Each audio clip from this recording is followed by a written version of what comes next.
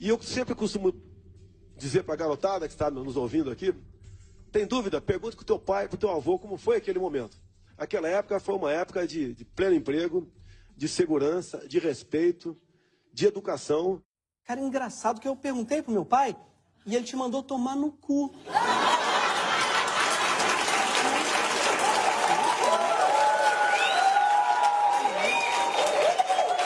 Louco isso.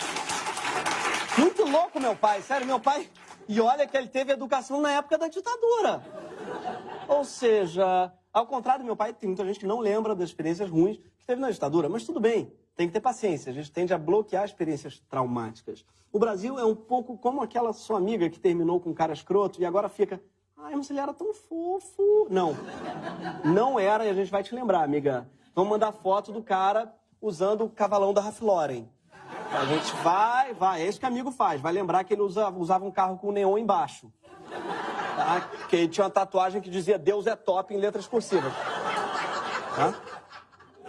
O Bolsonaro, ele é daqueles que acham que na ditadura houve o chamado milagre econômico. E é verdade. O PIB cresceu 10% por ano entre 68 e 73. E é verdade que a inflação caiu. Mas esse milagre não foi para todo mundo. Para que o plano de crescimento funcionasse, os militares resolveram conter os salários, mudando a fórmula de reajuste pela inflação. O valor real do salário mínimo dos anos 70 passou a equivaler a metade do que valia antes. A medida foi tão impopular que foi preciso calar os sindicatos para que ninguém reclamasse. O direito à greve acabou.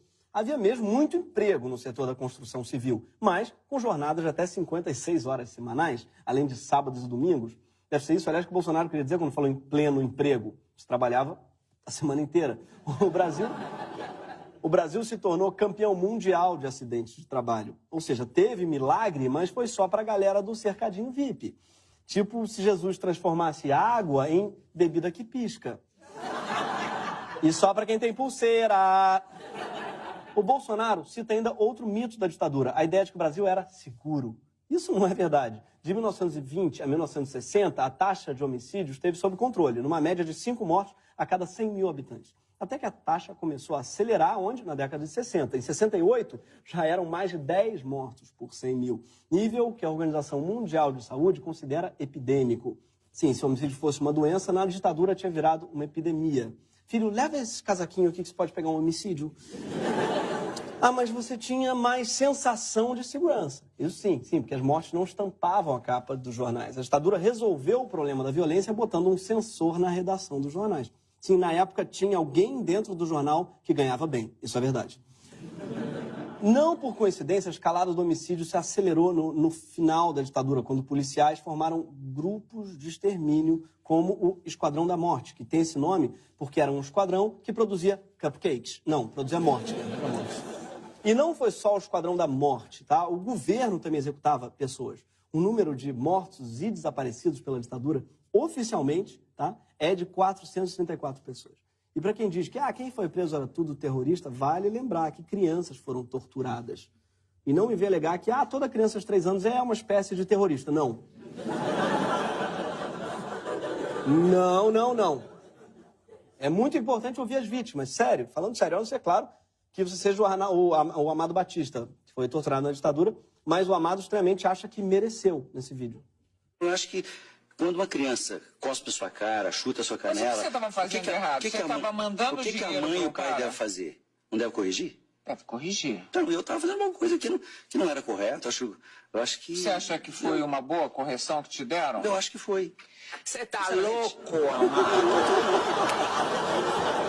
Marília Gabriela, maravilhosa. Marília Gabriela.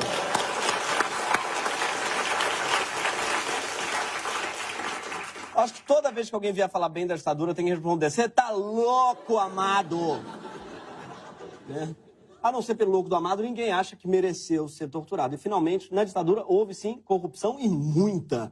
Só que os casos só começaram a ser apurados depois do fim do regime militar. Como a gente pode ver nessa entrevista do então Procurador-Geral da República, Sepúlveda Pertence, cujo nome parece uma magia do Harry Potter.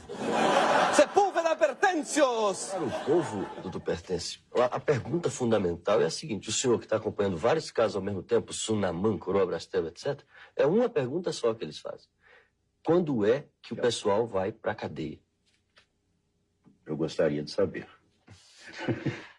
Spoiler, ainda não foram para a cadeia, até hoje. Sabe a ponte Rio-Niterói? É uma obra faraônica que custou bilhões de reais e que, segundo o Tribunal de Contas da União, foi superfaturada. Sabe o Minhocão, obra feita por Paulo Maluf, na mesma época em São Paulo? Mesma coisa. Aliás, sabe o Paulo Maluf? Ele também é uma obra superfaturada, feita pela ditadura.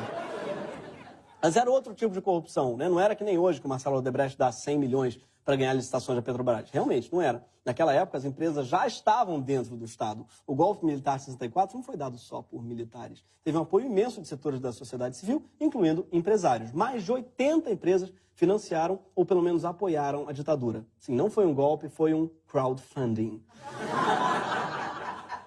Os presidentes de algumas empresas até participavam de sessões de tortura. E quem disse isso foi o então cardeal de São Paulo, Dom Paulo Evaristo Arns.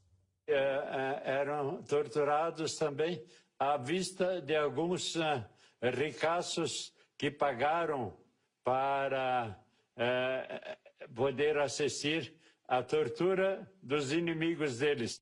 Essa é a recompensa mais estranha para um catarse. Os ricaços pagavam para ver os inimigos sendo torturados. Hoje em dia a gente só quer que os inimigos tenham vida longa para poder ver de perto a nossa vitória. Progredimos. A participação dos empresários na ditadura era escancarada. Os fornos da empresa Votorantim foram usados para queimar toneladas de livros, filmes, até capas de discos. Na Argentina, um dos crimes pelos quais o ditador Videla foi condenado à prisão perpétua foi o de genocídio cultural, por ter queimado livros durante a ditadura. Sabe o que aconteceu aqui? Nada. Em compensação, os torturadores no Brasil foram... Não, nada. Também nada aconteceu com eles. Aliás, aconteceu sim, eles ganharam a aposentadoria e estão fora da reforma da Previdência. A realidade é que os 20 anos de regime militar causaram muitos dos maiores problemas que temos hoje em nossos 29 anos de democracia. Fez explodir a violência, corrompeu a polícia, entregou a mídia para os seus aliados. E foi, além de corrupto, um regime de total impunidade. Por isso, é meio triste, ridículo mesmo, ver que a maioria de quem pede a volta dos militares ao poder está pedindo o fim da corrupção. Mas não dá para dizer que todo mundo que pensa assim é louco ou burro, porque não seria justo com os fascistas. Agora...